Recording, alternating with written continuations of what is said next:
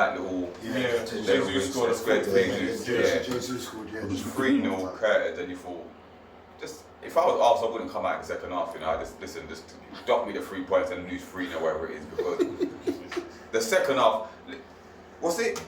I didn't see Edison until the 82nd minute. Yeah, that's how much the ball was in Arsenal's half and their box. Arsenal couldn't get out.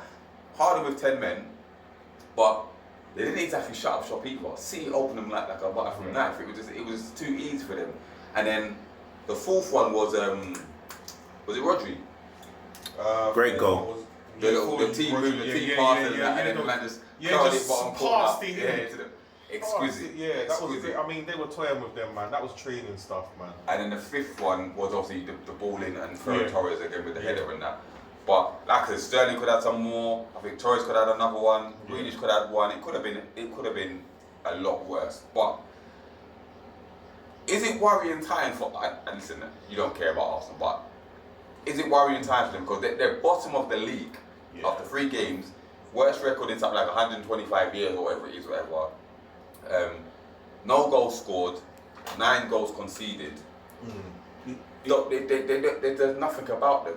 Listen, I know they've had Chelsea and they've had Man City, but they've also lost to Brentford. But rather than the results, the performances have been. They haven't scored, but look. And haven't really looked like scoring. Sorry, because I was off that Rodri goal was just beautiful. That Rodri goal when they moved on. You say you got a goal of the month contender. Look, they haven't. Arsenal's goal of the month was riveting, to show that they can film. But they haven't scored. Dee said the thing, and he said, look, they could end up having no points here. And I was like, nah, dude, come on, they're gonna do so. I thought they'd maybe beat Chelsea, lose the other 2, because I called from June that they lose to Brentford. But I don't know. I don't know what's up with these guys. They let fight. Bar, Smith Rowe driving. They lack ideas. Edison tried to give them a goal. Yeah, couple goals. Oh yeah, I saw that. They lack ideas, and they need to sort that out quickly after the international break. Otherwise, look, Arsenal are not going to get relegated, contrary to what some people are saying. But I'm still praying for they're just enjoying the moment. But this man could end up finishing no higher. As Paul Mercer said the other day, transfer deadline day, even if you sort it out, then 10th. And that's poor. Yeah. When you come 8th twice in a row, you spent over 100 million, and then to come lower. They've spent the most in this transfer window. What does Arteta have to do? Leave. No, that's what I'm saying. What does he have to do to get sacked? To get axed. No, we see people that go for look. No, let's be real here. Let's have a real conversation, right? We got time today because it's international. We got time, right? We got time today. Since the 90s, me being like Real Madrid on my Spanish team, right? Since the 90s, managers have been getting axed. Yeah, around Europe after winning the Champions League and winning the league. Yeah, I don't care if he's a former player. He's not an Arsenal legend, right? Right. Certain times you have to realise. I've said it take a life, but we get him on here once in a blue moon. The board have to be ruthless. I think we did that. The board have to be ruthless, because let's use Chelsea as an example. We know Chelsea have a better squad than Arsenal, but back when Lamps and Big Sam were championing the thing, because even when they were on their winning streak and they were conceding the goal, he was saying it. Abramovich axed his friend. They got in a better manager that knows what he's doing. Right. They got top 4 when he took over. They were like 7th or something like that.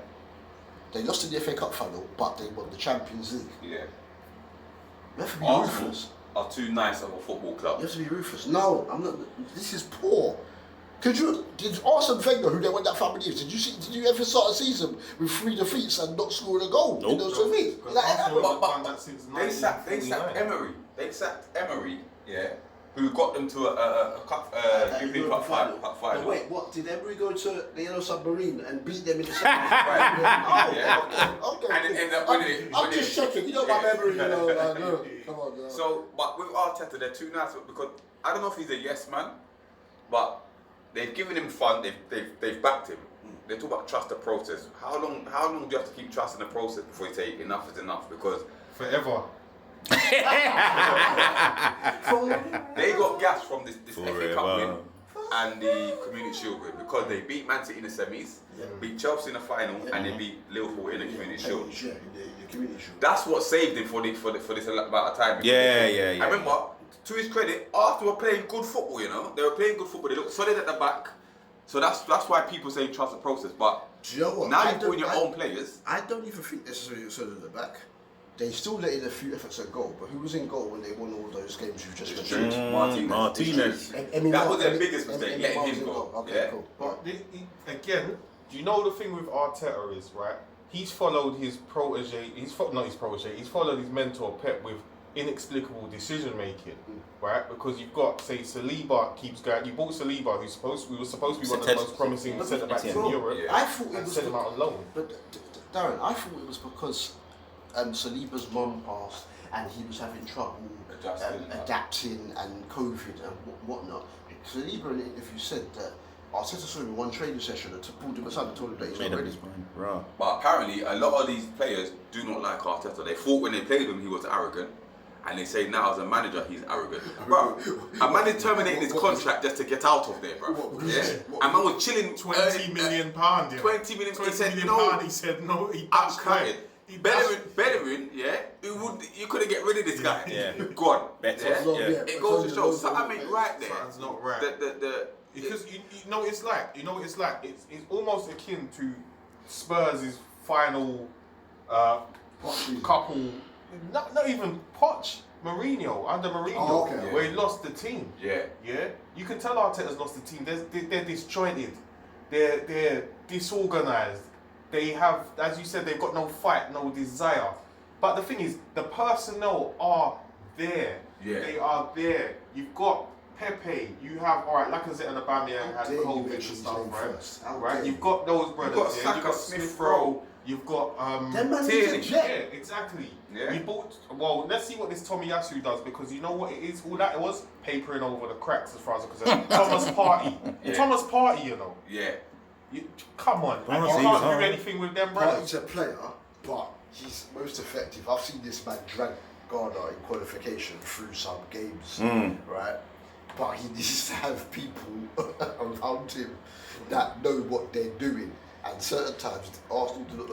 The game Arteta wants to play, there's so much attention to detail needed. When they knocked Man City out of the FA Cup in that semi that D-Man just alluded to, right, that aforementioned semi, it was near a complete performance. And the goals they scored, especially that first goal from Aubameyang, the team moving and the goal went off the post, that was a brilliant goal.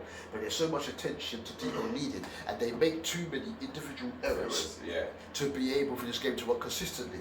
So this is why, for instance, I look at my team, you have to give a manager credit when they understand what their team's about. Another manager might have not had Liverpool compete for the title in the 13-14 season. Brendan Rodgers looked at them before, these men are great defensively. Let's go and slap teams. And sometimes you need to understand that's what you have to do, because at least when Arsenal under Wenger, and I should say a lot, people used to be like, oh, why are you talking? Liverpool weren't winning nothing, blah, blah, blah, blah, blah, blah. I'm not looking at what I'm saying. Under Wenger, at least when they were losing games, you were like, okay, they were naive, they went all out attack. Now they're not even trying to attack teams, they're still losing. You're finishing lower in the league. On the flip side though, are we getting ahead of ourselves, because the next 3 games are very winnable games. Yeah, that's the point though. What are in terms of Arsenal's case, what are winnable games? They're playing Norwich. They play Norwich next. That's a 6-pointer. If you can't beat Norwich, sack him. They're at home. They're home to Norwich next. next. Was meant to be a winnable game. Yeah. Brentford was meant to be a winnable game. But you know what? I allow Brentford, because Brentford, that's their first game in the Prem. They're going to be on it. And it's at Brentford. So there was no way. Yeah, I know. I knew they were going to lose. I knew Arsenal were going to lose, but for a team like Arsenal, Brentford is meant to be a winnable game. Yeah, of course, it's a winnable game. That's why Brentford prefer to won, because it's but from my perspective, right, that one could have gone either way. Not because Brentford are a quality team, but because that promoted teams generally, you get me, it's the energy, whatever, And then I didn't expect them to beat Chelsea or Man City. It's the performances that have been a bit concerning, but the next 3 games is when it should be. If you don't win all of those, Who they got after Norwich? You have to double check, but they've got 3 very winnable games. None of the top teams they're playing. Yeah. They've got someone they got. Then they got Spurs after And that. they got Arsenal C. Arsenal currently a top team. No, but Arsenal aren't a top team. They're not. Let's be real. They're They've not. got Norwich, right? Yeah. After the international break, then the week after they're away to Burnley. They go to the turf, Big Sam's ground. That's not. That ain't winnable. That's not. Then they've got 8. So if you've seen the trouble Burnley have caused these fans, even the games Arsenal like have won there, right? Yeah. And then they play AFC Wimbledon in the Carabao Cup. I wish that was at Plough Lane. All the man they would have gone down there on the ends of that. And then they've got the North London derby with Tottenham. I don't know why you said you included AFC Wimbledon. That's what I thought. Okay, cool. Because you do realise that 6-0 win against West Brom was the perfect timing, because if they went out the cup to West Brom, surely then they would have been like, I've had enough of this. But at the same time, you and your eyebrows could get generally, their record at Burnley is generally good. Yeah, and Burnley, I don't care anybody says, they're not as good as Arsenal. So those are 2 winnable league games and a cup game. The Spurs game, but North London, listen. Did you see what Tony did to flipping Ben White and Chambers in the first game? Yeah, let Chris Wood go near their defenders. No, but at the same time, with the North London derby, he's a liar. how many times do we expect Spurs to beat Arsenal and Arsenal pull a madness, bro? Like when my man did the Rabona last time, and they ended up the Mela, Arsenal went up with the